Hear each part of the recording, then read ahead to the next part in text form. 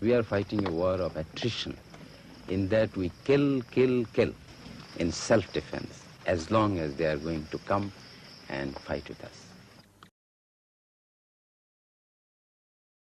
The only fear is, suppose they come at least 2,000 yards height and they drop somebody here. Let them drop. But if they drop, now I'm having one MG. Let them. So this MG will take. Let them drop. They will get lost in this area. Yeah. The Pakistan government dismissed the guerrillas as a bunch of miscreants and the war as a border skirmish.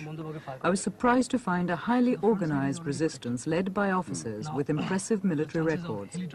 Here, Major Khalid briefs Sub-Sector Commander Captain Salik Chaudhry, who before he defected was a staff captain in headquarters Dhaka.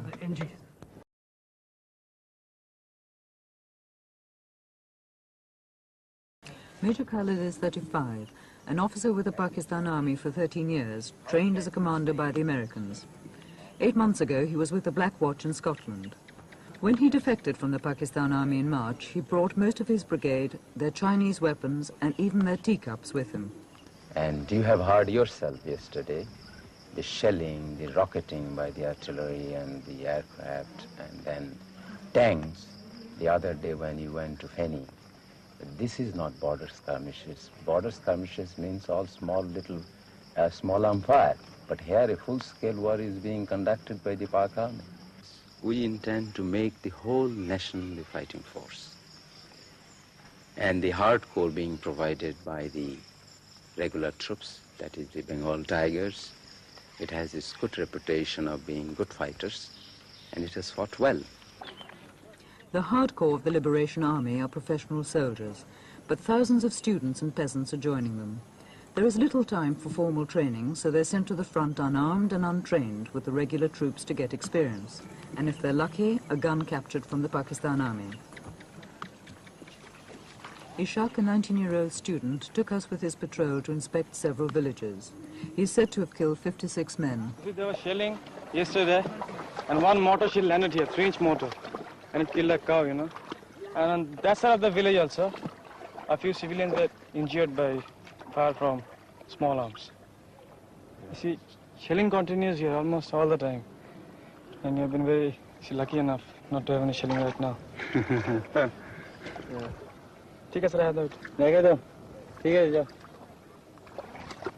The guerrillas' lack of arms and ammunition is compensated by their passion for an independent Bangladesh. And their hatred of the West Pakistanis is constantly renewed by the stories that the refugees tell them. I wish I could take you inside. All the cantonments in Bangladesh are nothing but concentration camps. These hundreds and thousands of girls are kept there as prisoners. They are tortured, they are raped, they are dishonored, and after that they're killing them. You see, all the dead bodies are floating in the rivers. But this is surely several months ago, not now. It is going on still now. 2 of my sons I lost there, and my houses has been looted, and my other articles also looted. Everything lost there. Then I found that my life also insecure. But did your son do anything to the military? Nothing, did nothing.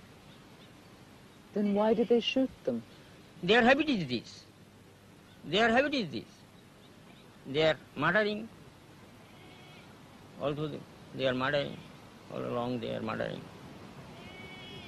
For how long? Not only my 2 sons. Many people shooted. He saw his father, mother, and everybody of the family killed by the Punjabis. And of course his sister, who was about to get married, was kidnapped by the Punjabis and has been taken away.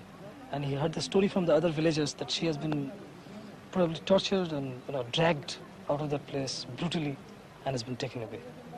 And he was left with no alternative. And now he says, I have nothing to lose in this world. And he decided to join Muktijudho, and he wanted to take the revenge. Yahya is the initiator of all this. He is the greatest culprit that human civilization can imagine. He's just in the same rank with Hitler and his companions, Eichmann and others. My life, God knows how I shall pass my life. Now I am loitering either in the there. Sometime living here, sometime living there. This way I am passing my time. 98 East Pakistanis out of every 100 voted for them in a democratic election. But the West's rulers refused the League's demands and decided to impose its power by force. What he says is they had first of all voted for Army League, and that was one of their faults. And later on, they have been feeding us the Mukti Fauj, and that was their fault. And when they got them unarmed and no Mukti Fauj was around, so the Pak army came in and just burnt off the village and killed a few of them. These people who were unarmed and couldn't put up any resistance, Pak army just came and slaughtered them and raped the women, burned the houses. And there are many villages sideways, just like this village. The safety of the refugees and the peace of the village was in jeopardy as we left. Throughout the journey, we were rarely out of earshot of the Pakistan shelling. But now it was getting nearer, and as we left, a group of Mukti Fauj was being drafted in to try and counter the assault. People may be thinking that it is a leftist insurgency or few clandestine activity, but I can assure you it is a militant insurgency whereby the people stood against injustice. We are fighting on three fronts, that is political, economic, and military. All these three fights will go simultaneously. Politically, so far, as you have seen, that Yahya regime could not, and I am sure will not, be able to form a government. Even if it succeeds, it will be nothing but bunch of quislings. We are not allowing the communication to be restored. Because in any country, if you want to start the trade, the first thing is communication. We have not allowed him to ply the trains. We have not allowed him to run the roads. Bridges are being blown. This is one aspect of the economy, that is the communication. Captain, could you describe the fighting in your sector? In my sector, it's just like fighting any other war. What do you mean? I know you are convinced, or probably you foreigners especially, you have been hearing a lot of news and propaganda by the Pakistan radio that it's just a border skirmish. But yesterday you went with myself and you saw this 5mm howitzer, 25-pounder and 120mm mortars. They are all landing. In border skirmish you don't have that. And probably with that telescopic lens you might have seen some Pakistani troops also. Their bunkers deployed.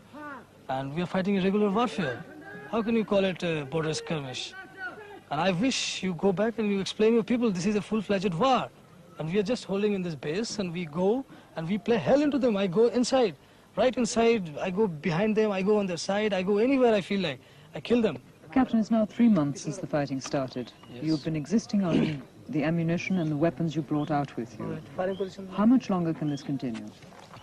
Well, it will continue as long as we have the resources and as long as we carry on capturing their ammunition.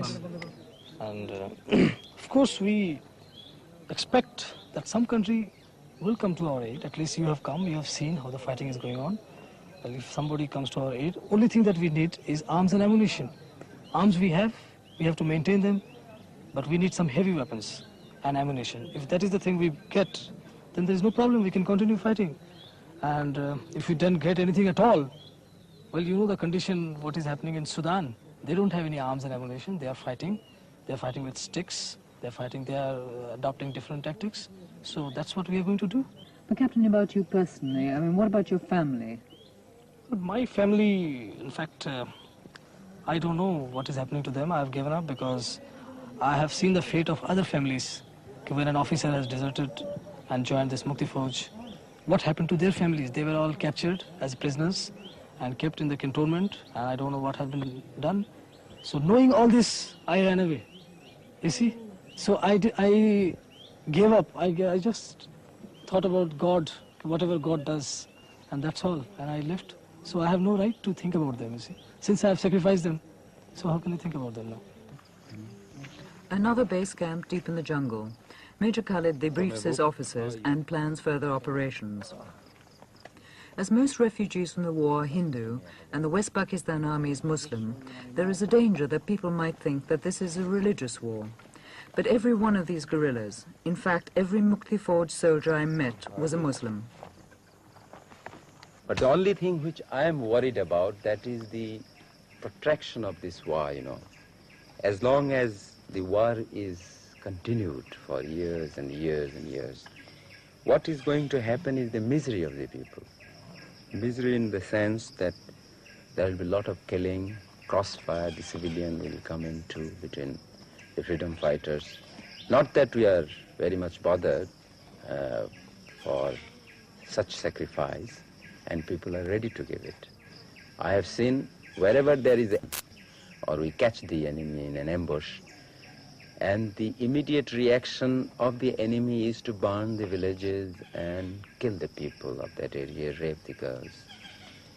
But after that effect, initially we were afraid that the people will just desert us and they will think that this is a menace. But to the contrary, I have found out that they still want that we should go in action, even if they have to sacrifice everything. I have been told even by the people to the extent that let there be nobody in Bangladesh, they cannot take the soil out of our country. Soil, let the soil remain. We must continue the action. Therefore the war will go on.